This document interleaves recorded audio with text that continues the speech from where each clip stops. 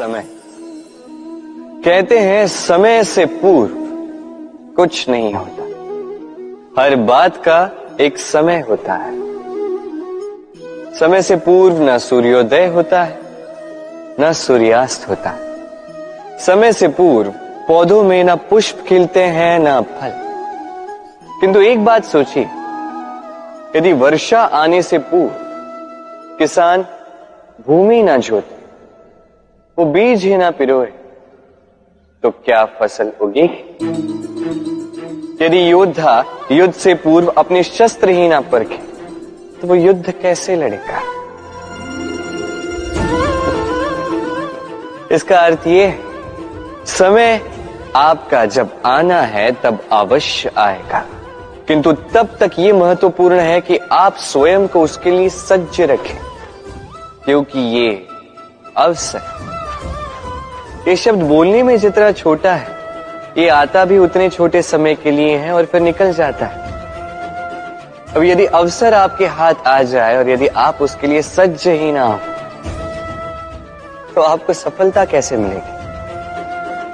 तो आप उचित समय की प्रतीक्षा कीजिए, उस अवसर की प्रतीक्षा कीजिए, किंतु तब तक निरंतर प्रयासों से स्वयं को और सक्षम बनाते रहिए, क्योंकि सफलता आपकी प्रतीक्षा कर रही है। बस उसके लिए सज्ज रहिए। राधे राधे। हम में से कई लोग अक्सर स्वयं को अकर्मण्य मान लेते हैं। सोचते हैं अब तक इतने प्रयास किए, कुछ नहीं मिला, कदाचित आगे भी कुछ नहीं मिलेगा, और इसीलिए अपने जीवन का सारा बोझ किसी और के कंधे पर डाल देते हैं। स्वयं पर विश्वास ही खो देते हैं। क्यों नहीं समझ पाते ये बात कि जब तक पांव में कांटा नहीं चुभेगा, व्यक्ति को ज्ञात कैसे होगा कि आगे नीचे देखकर चलना होगा। सूर्य को स्वयं जलना पड़ता है ताकि दूसरों को प्रकाश दे सके। रात्रि के अंधकार से लड़ने के लिए चंद्रमा को आकाश में अकेले चलना पड़ता है। नदी अपनी यात्रा कैसे बनाती है, अपना मार्ग कैसे बनाती है? इन चट्टानों से लड़कर बनाती है। यदि आप स्वयं आपकी सहायता करने में सक्षम नहीं रहे, तो निश्चित रूप से आपका यह जीवन व्यर्थ ही है। स्मरण रखिएगा, इस संसार में अपने जीवन का भार अपने ही कंधों पर उठाना पड़ता है। दूसरों के कंधों पर केवल शव यात्रा चलती है। और इस संसार में जीवित वही है जो आत्मनिर्भर है।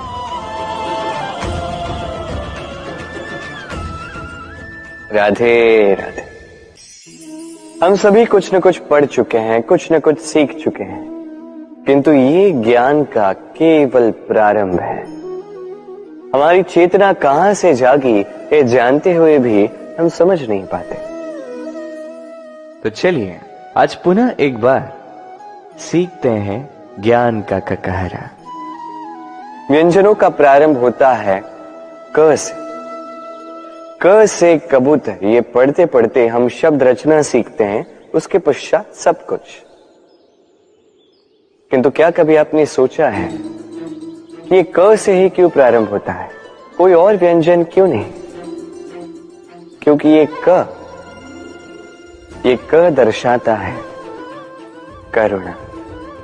करुणा जो सबसे महत्वपूर्ण भाव है।